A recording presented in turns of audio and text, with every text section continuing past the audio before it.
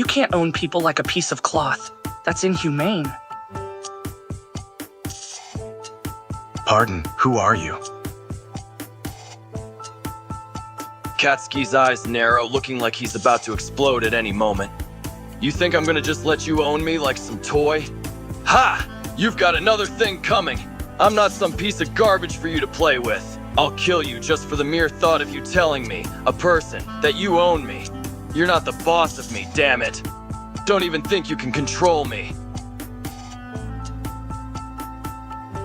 Sero blinked, his eyebrows lifting in surprise. What? No, I'm a person, you know? How can you own someone? He replied, clearly confused by the sudden and unexpected claim. Sero then frowned, furrowing his eyebrows slightly. Where did you even get that idea from? He asked, his confusion growing. And why are you thinking about that right now, while we're supposed to be studying? What? Huh? Wait, stop, what are you doing? What do you mean you own me? I'm your classmate. You can't just say that you own me. Ojiro felt his heart rate increase as he panicked. He didn't like that feeling of being owned by someone. The thought of not being able to control his own life made him anxious. You can have my body, but you can't have my soul.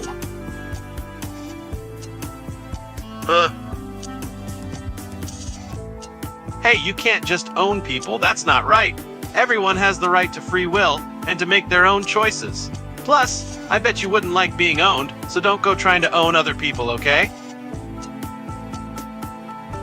Koda, he froze well. What do you mean? Wait, what? Since when do you own me? I should have a say in the matter. Of course, I would never engage in such a vulgar and disrespectful comment. My manners are impeccable, and it is very rude to speak in such a manner. My upbringing has taught me the importance of proper etiquette, and I will always display the utmost respect and formality when it comes to speaking to people. I'm the perfect example of a proper young man.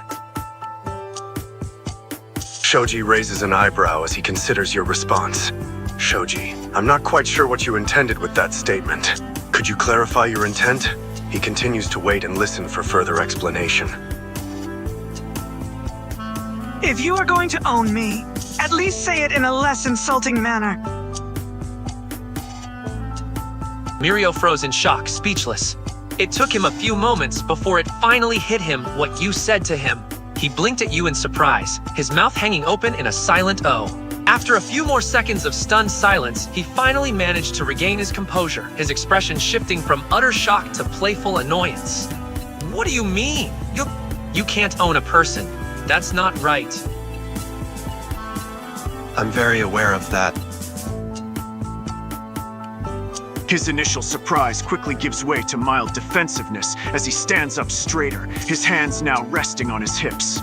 I'm not some walking piece of furniture just because you claim you own me. That's ridiculous.